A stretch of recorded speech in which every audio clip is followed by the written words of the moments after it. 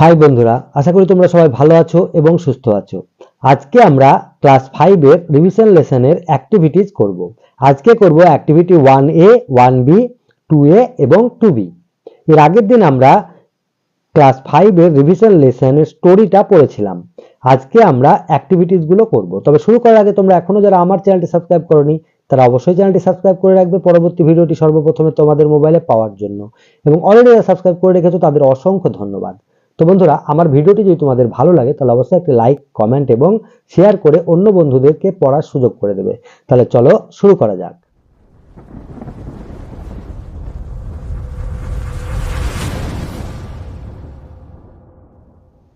তো বন্ধুরা, আজকে আমরা ক্লাস 5 এর রিভিশন লেসনের অ্যাক্টিভিটি করব।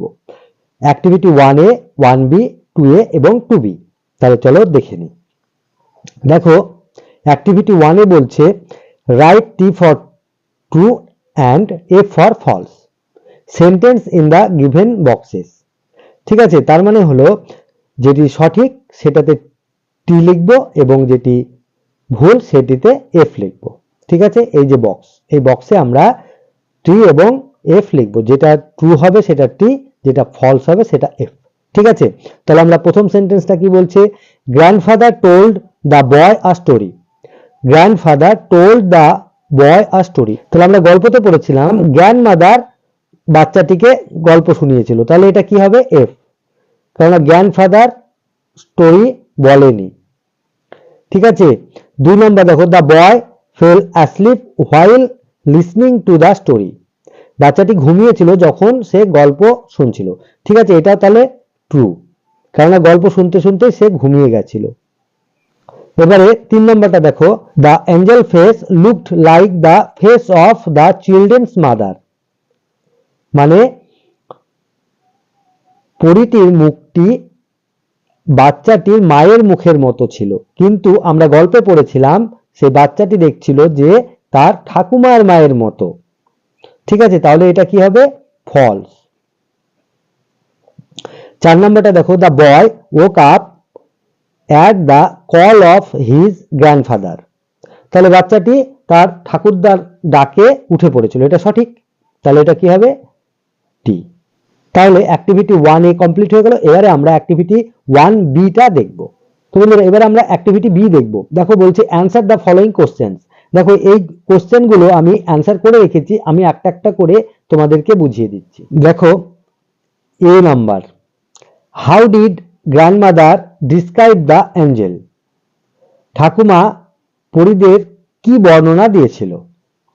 Answer, grandmother described that the angel had bright wings. Grandmother described that the angel had bright wings. ঠাকুমা পরীদের বর্ণনা দিয়েছিল যে পরীদের উজ্জ্বল ডানা ছিল। ঠিক আছে, B number, why do the angels take children on a tour? Answer, the angels take children on a tour if they were good.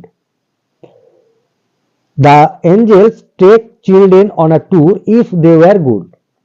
পরীরা বাচ্চাদের ভ্রমণে নিয়ে যায় যদি তারা ভালো হয়। ঠিক আছে, if they were good মানে যদি তারা ভালো হয়। পরীরা বাচ্চাদের ভ্রমণে নিয়ে যায় যদি তারা ভালো হয়। সি নাম্বার দেখো, what were the beautiful things the boy saw in his dream? What were the beautiful things? কি সেই ভালো জিনিসগুলি ছিল the boy saw in his dream, যেটা বা ছেলেটি তার স্বপ্নে দেখেছিল। ঠিক আছে, কি কি ভালো জিনিস বাচ্চাটি স্বপ্নের মধ্যে দেখেছিল? Answer, the beautiful things the boy saw in his dream were the sparkling stars and the bright moon. The beautiful things the boy saw in his dream were the sparkling stars and the bright moon. D number দেখো, what did the boy understand when he woke up? What did the boy understand when he woke up? বাচ্চাটি ঘুম থেকে উঠে কি বুঝেছিল? Answer, the boy understood when he woke up that all of it was a dream. যখন সে ঘুম থেকে উঠেছিল তখন বুঝতে পেরেছিল যে এটা সম্পূর্ণটাই তার একটি স্বপ্ন ছিল।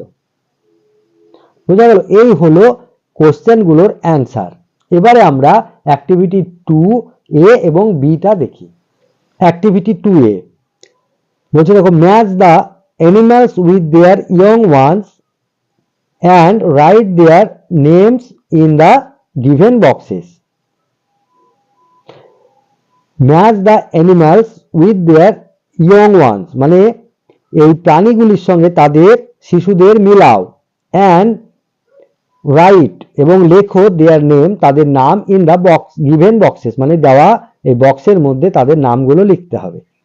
ঠিক আছে, দেখো কোল্ট, কোল্ট হলো হর্সের বাচ্চা, মানে ঘোড়ার বাচ্চাকে কোল্ট বলা হয়। তাহলে এখানে কি লিখবো? কোল্ট কার young horse, HORS, horse. Piglet, piglet মানে শুয়োর ছানা, তাহলে এখানে কি হবে? পিগ, পিগ মানে শুয়োর, আর শুয়োরের ছানাকে কি বলা হয়? পিগলেট। কাফ, কাফ মানে বাছুর, তাহলে কার? গরুর, গরুর বাচ্চাকে কাফ বলা হয়, তাহলে কাউ। চিক, চিক মানে মুরগির বাচ্চা, তাহলে এখানে কি হবে? হেন, হেন মানে মুরগি, মুরগির বাচ্চাকে চিক বলা হয়। কাব, কাব মানে বাঘের বাচ্চা বা সিংহের বাচ্চাকে কাব বলা হয়, তাহলে এখানে টাইগার আছে, তাহলে টাইগার লিখবো, টাইগারের বাচ্চাকে কাব বলা হয়।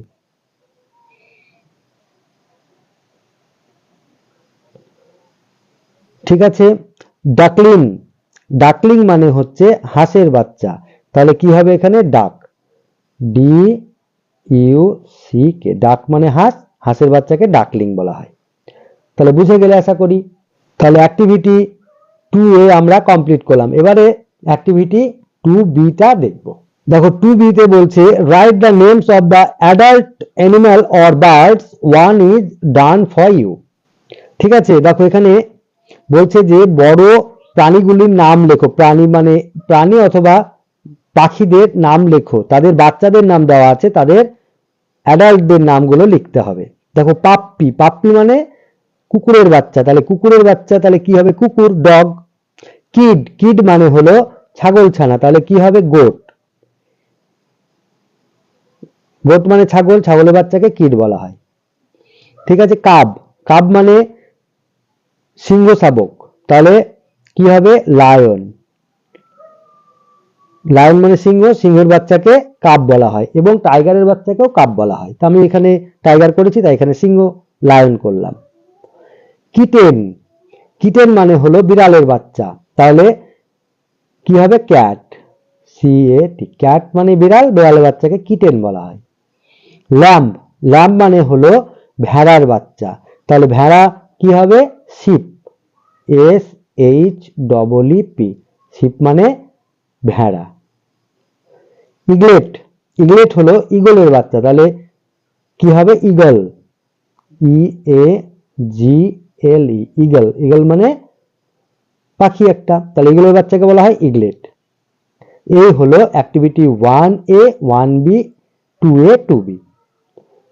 তাহলে আশা করি তোমরা বুঝে গেছো, এগুলো প্র্যাকটিস করবে এবং মুখস্থ করবে, ভালোভাবে পড়াশোনা করবে। ভালো থাকবে, সুস্থ থাকবে, দেখা হবে নেক্সট ভিডিওতে। টাটা।